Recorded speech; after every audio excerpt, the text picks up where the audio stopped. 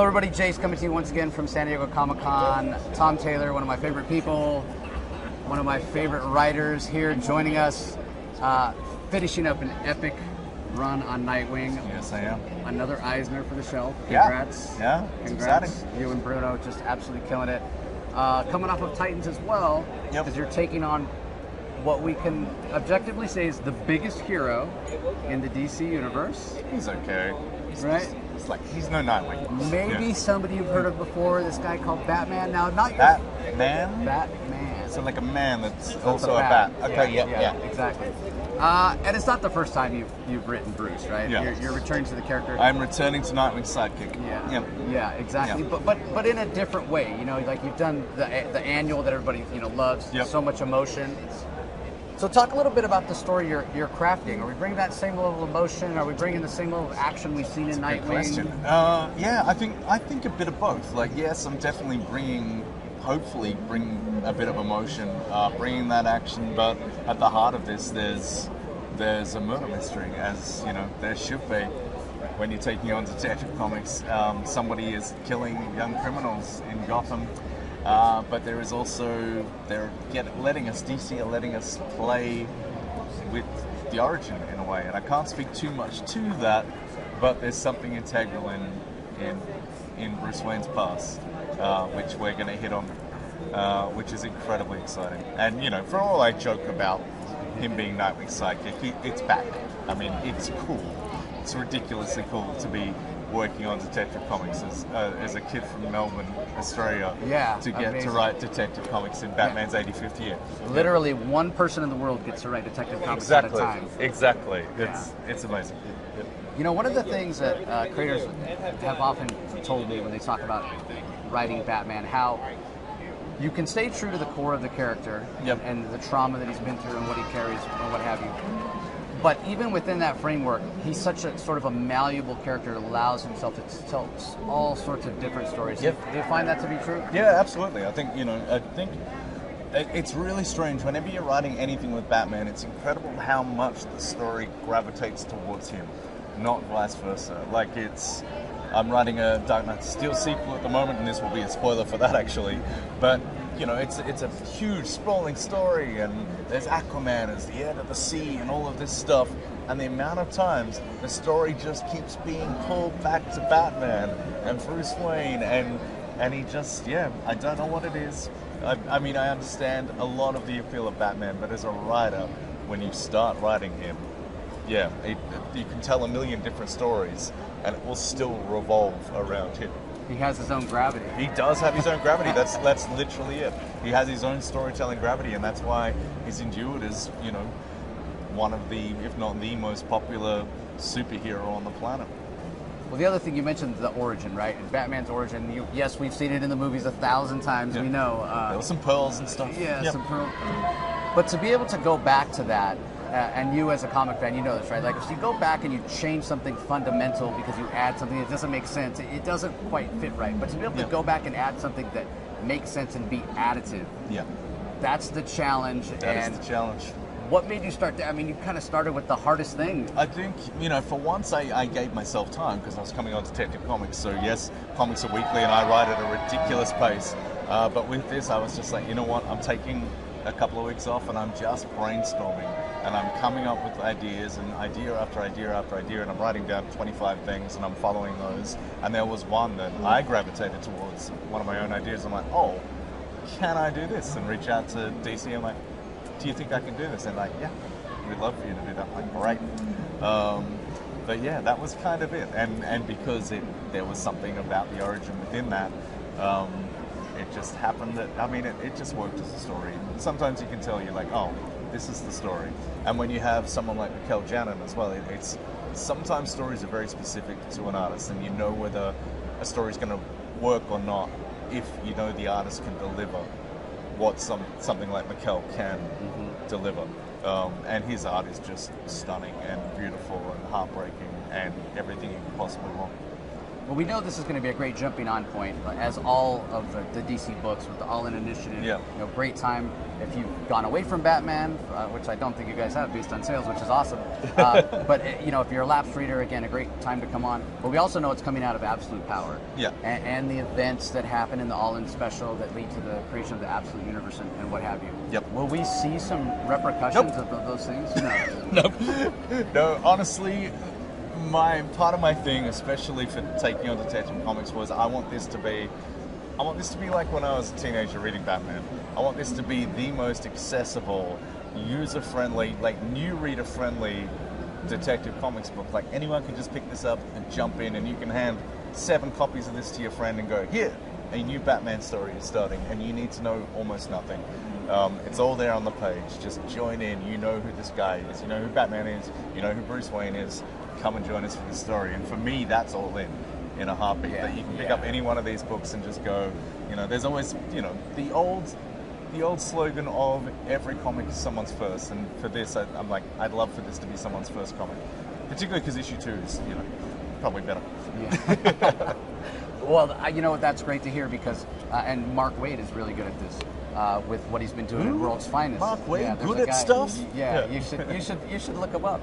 But no, his World's Finest has been so accessible, and it has a timeless feel to it. Like, yeah, well, where does this fit in continuity? You know what? You can set that aside. It doesn't matter. It's just a good story. Just dive in. Exactly.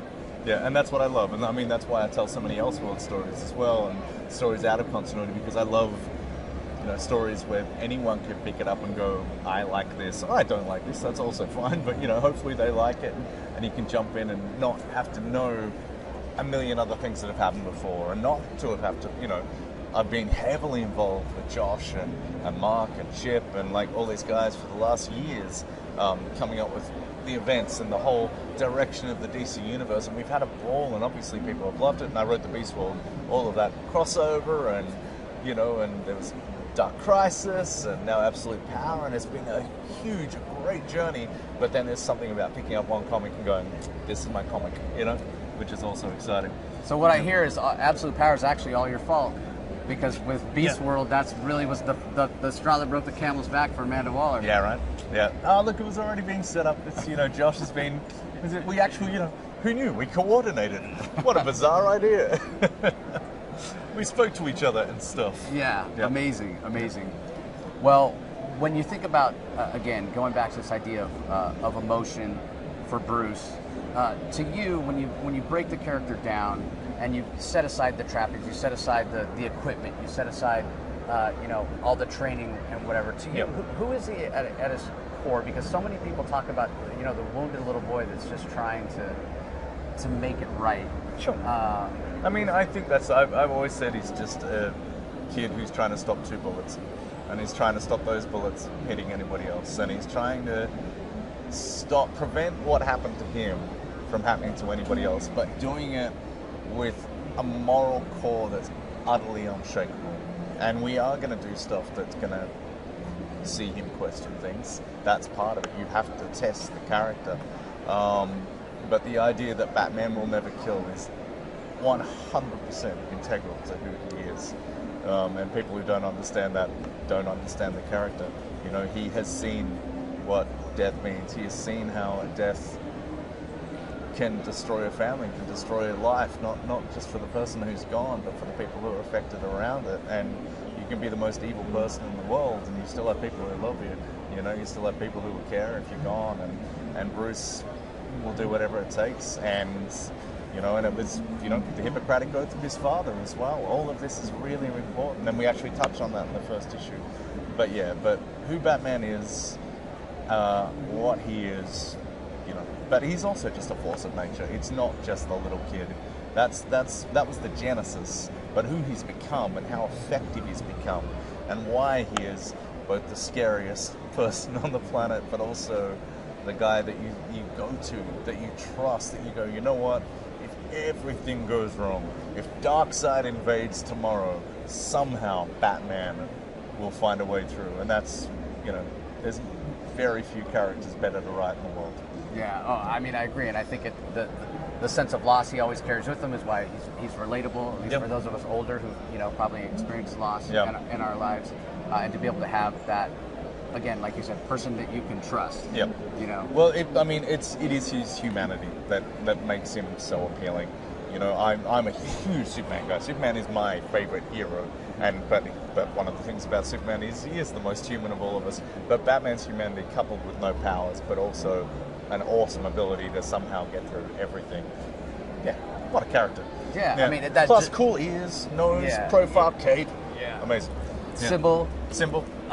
But yeah, I mean, again, that idea, that push and pull between here's this guy that suffered so much, and look at the force of nature, like you said, that he's turned himself into. Exactly. Like Yeah. that. There's just something I think that appeals to the kind of the innate human spirit that we have to always That's right. strive Absolutely. for something more. And you can break the bat, but you can't break this bat. You know, you can bend him, but he'll always snap back into place, and he'll be there, and he'll keep fighting through all adversity, through anything that's thrown at him. Well, you have a huge fan base that followed you on Nightwing. I'm sure they're going to come over to Detective. Yep. Last question. Nightwing's sidekick is also cool. Yeah. He 100% is. So last question as we're finishing up here. Is there something in the first issue, your first issue, maybe the second issue, that you just can't wait for it to be out there and see what fan reaction is going to be? Is there an iconic moment that comes to mind? Last panel at the first page. I'm really curious to see how people react to that.